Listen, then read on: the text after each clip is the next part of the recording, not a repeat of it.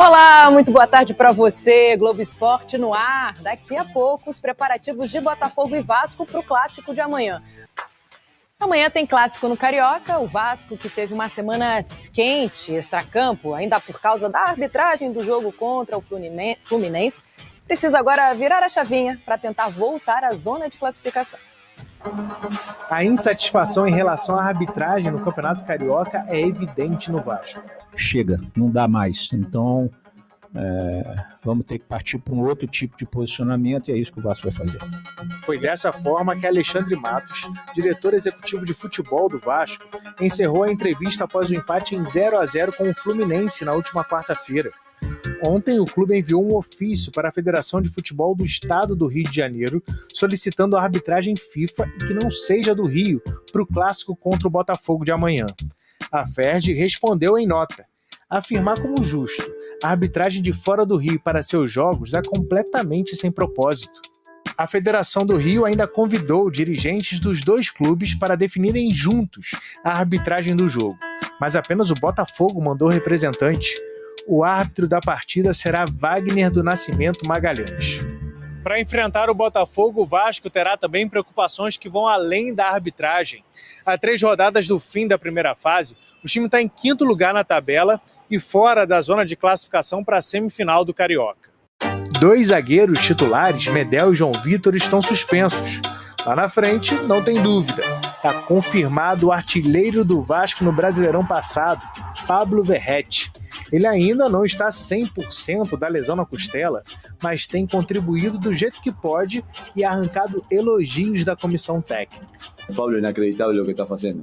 Segundo Emiliano Dias, é inacreditável o que Pablo está fazendo.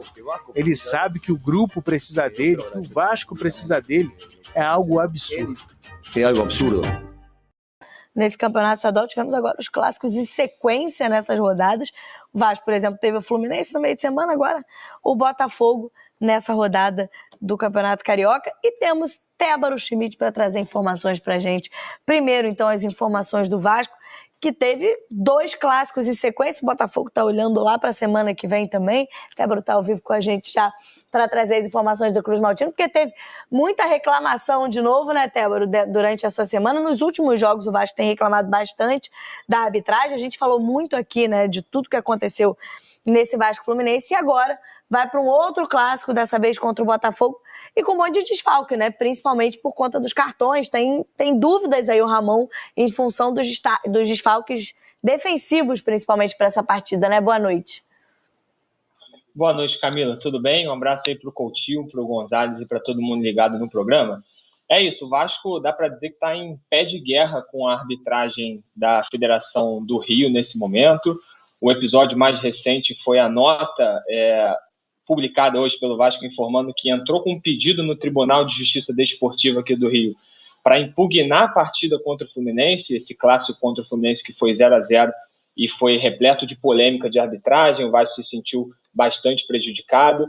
Então, na nota que eles soltam, eles até dizem que eles pedem prioritariamente para anular os efeitos dos cartões que o Vasco achou que foram injustos, principalmente por conta dessa suspensão de 2 jogadores importantes para o próximo clássico. O Vasco perdeu, vai lembrar, o Medel e o João Vitor, que é a dupla de zaga ali do time do Ramon Dias, e está com esses 2 grandes desfalques para um clássico importante contra o Botafogo. Importante porque o Vasco nesse momento está fora do G4, fora da zona de classificação ali do Campeonato Carioca, então precisa desse resultado, e aí a gente vai ver o que vai acontecer com esse pedido de impugnação. O Vasco sim está em pé de guerra com a arbitragem, reclama de vários lances que ocorreram sistematicamente durante vários jogos do Campeonato Carioca, contra o Nova Iguaçu, a agressividade dos adversários. Teve a partida contra o Bangu, que o Jair foi expulso, e foi o mesmo jogo em que o Paulinho acabou sendo sobrecarregado ali, se machucou muito sério. Enfim, são vários outros jogos aí que o Vasco reclama bastante. Então, hoje entrou com esse pedido de impugnação. Então, por enquanto, né, para essa partida contra o Botafogo, clássico importante no domingo, Nilton Santos, às 4 horas da tarde. O Ramon tem esse grande problema na zaga.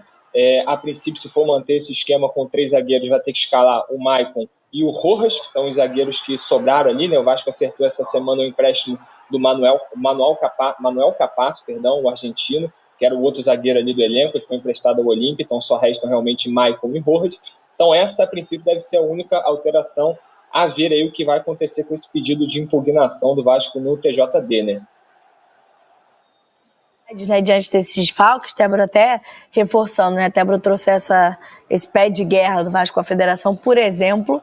É o primeiro clássico que a gente não tem essa decisão, no mínimo curiosa, mas tem outros adjetivos que a gente pode utilizar para definir a arbitragem reunindo dirigentes dos dois clubes, né? Tem responsabilidade sido assim, de vocês. Resolve aí. Se der problema, não vem reclamar comigo. Transferência de responsabilidade. Venham aqui, escolham vocês entre esses árbitros incríveis que nós temos aqui, de ótimos desempenhos nos últimos jogos, e aí não reclamem.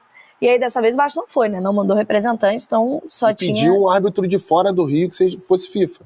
E não foi atendido, a federação não atendeu, é o Wagner do Nascimento Magalhães, né? Que vai apitar o clássico desse domingo. Enfim, aí... O Wagner que era FIFA, né, Camila? Perdão, te interromper. O Wagner que era da FIFA até o ano passado. Ele foi retirado do quadro da FIFA agora, mas é um árbitro muito, muito experiente também. Mas, enfim, de toda forma, no momento não pertence ao quadro da FIFA, então dá para dizer que a FERJ realmente não atendeu ao pedido do Vasco. Eu estive até lá na federação hoje, só foi mesmo o representante do Botafogo, que foi o Mazuco. O Vasco não enviou ninguém, e ficou decidido que o Wagner vai ser o árbitro e o VAR vai ser o Rodrigo Sá. Esse sim, um VAR FIFA, mas também não é de fora do Rio de Janeiro, né? Enfim.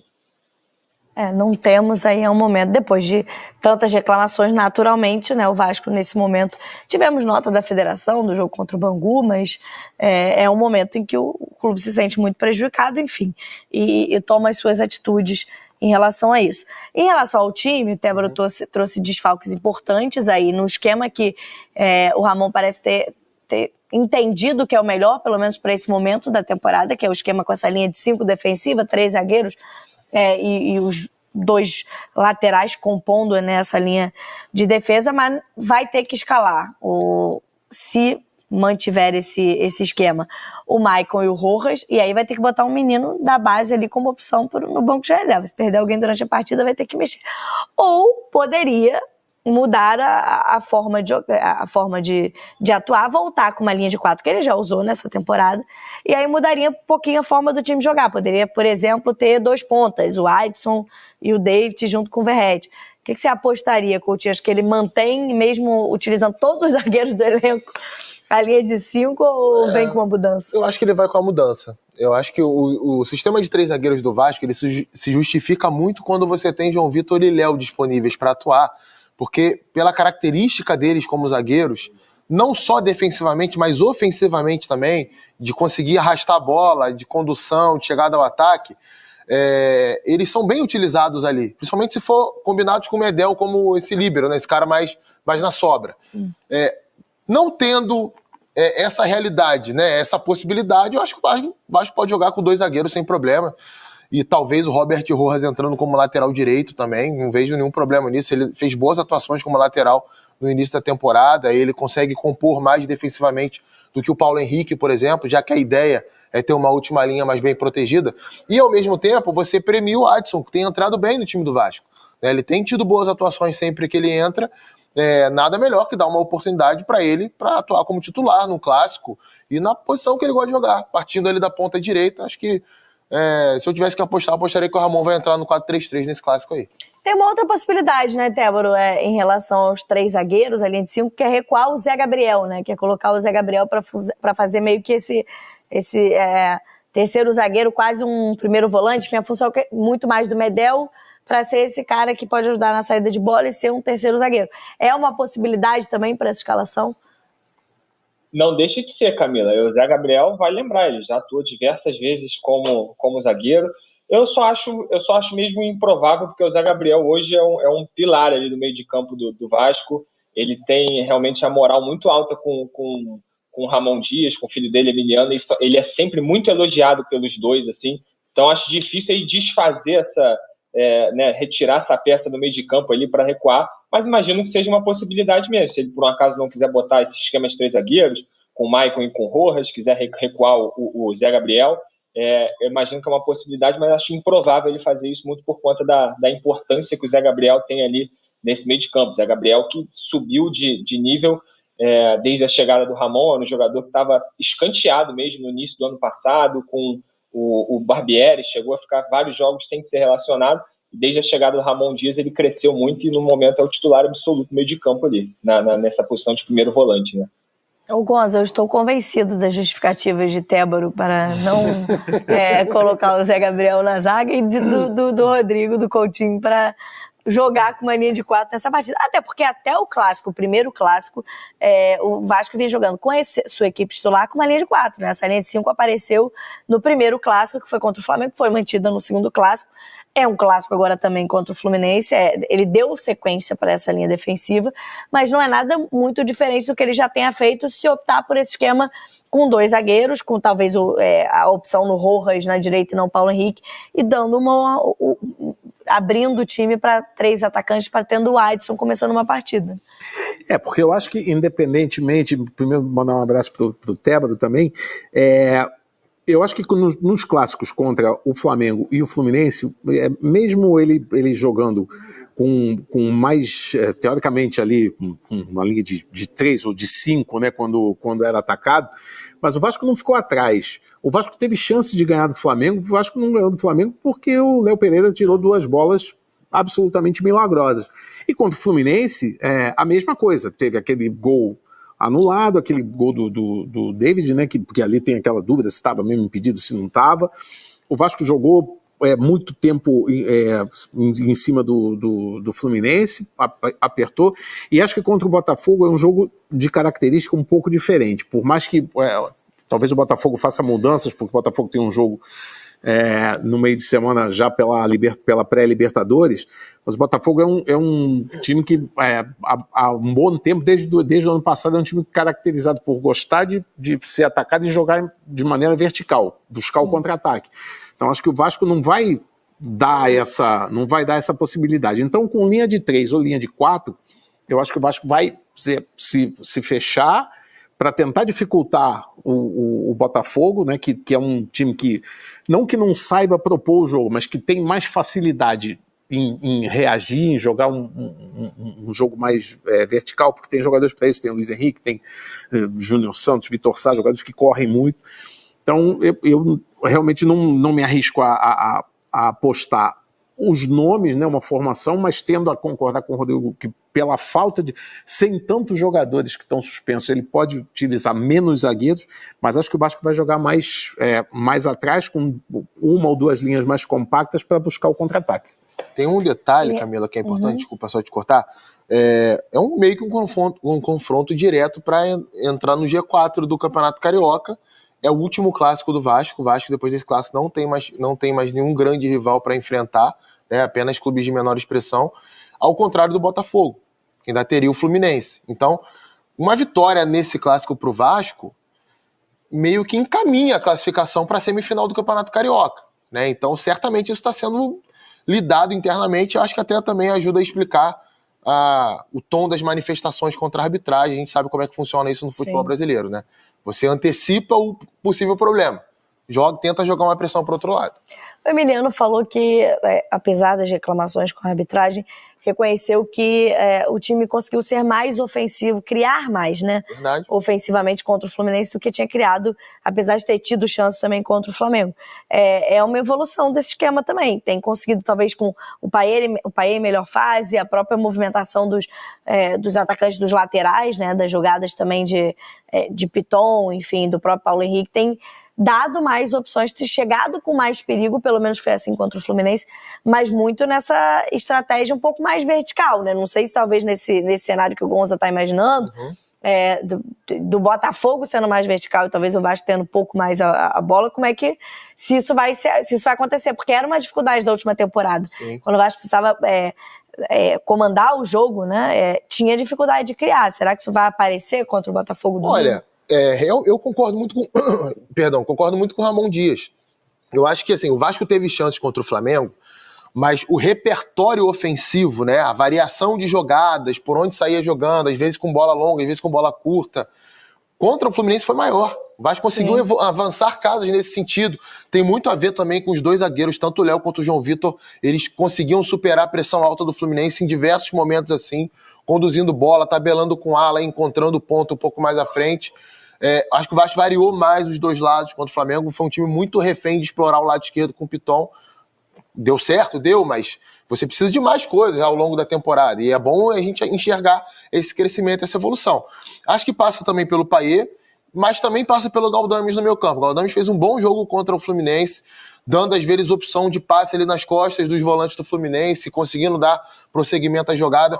Ramon Dias, no intervalo do jogo, ele troca o posicionamento do David, né? O Vasco jogava com 5 na defesa e uma linha de 4 no meio campo para defender. David voltando pela direita, Payet pela esquerda. No segundo tempo, ele monta uma trinca no meio campo. Zé Gabriel, Galdames e Payet, e deixa o David avançado para fazer exatamente isso daí que a gente está vendo. Ser mais uma opção para atacar a profundidade. É claro que justamente o David... essa jogada vertical que foi que o Vasco criou mais chances contra o Fluminense. Verdade. É claro que o David, ele pecou em algumas coisas, né? Algumas decisões. Teve um lance que ele sai cara a cara, demora a chutar, o André vem e faz a cobertura. Mas ele é um jogador rápido e forte fisicamente. Ele consegue ganhar esses duelos de bola esticada. Acho que o Vasco melhorou, sim, ofensivamente. Teve mais repertório contra o Fluminense do que teve contra o Flamengo. Até para tirar uma dúvida do torcedor que tem perguntado, vocês até colocaram lá no GE. Globo essa matéria também. Não conta ainda com esforço para essa partida, né? Um jogador que a gente acompanhou agora na final, né? No último jogo do quadrangular do Sul-Americano, mas é que valia a vaga nas Olimpíadas, que o Brasil ficou fora, pela Argentina, claro. Não está regularizado ainda, mesmo que bide hoje, não tem condições de jogo para essa partida domingo, né? Não tem não, Camila. Ele chegou ontem ao Rio de Janeiro, desembarcou lá no Galeão, foi recebido por alguns torcedores, mas ainda não foi regularizado e é como você falou, mesmo que apareça hoje, ele não vai ter condição, deve ter condição somente a partir mesmo da última rodada da Taça Guanabara, ou talvez para as semifinais, né, se o Vasco se classificar. A princípio, para esse clássico, ele está fora. Então, aí as possibilidades e posições aí, soluções de Ramon Dias para esse clássico de domingo. Tébaro, obrigada pela participação com a gente aqui, as informações no Tá Na Área no Vasco. Domingo, então, esse clássico contra o Botafogo. Reforçando, Tébaro trouxe as informações. O Vasco não mandou representante hoje na reunião com a federação para a escolha do árbitro para a partida. Wagner do Nascimento Magalhães foi escolhido na presença também de dirigentes do Botafogo. Hoje, na Federação do Rio de Janeiro, será o árbitro desse clássico de domingo. Vamos com as informações do Alvinegro, porque o Botafogo tem uma questão importante para solucionar para esse clássico. O Coutinho acabou de lembrar. É importante para a classificação em semifinais do Carioca. Mas e na quarta-feira, que tem o primeiro jogo contra o Aurora, na altitude de Cochabamba, na Bolívia? Vai levar os titulares para esse clássico? Vai proteger os jogadores? Já tem mais um desfalque, tem confirmação de lesão do Luiz Henrique hoje. Ou seja, não está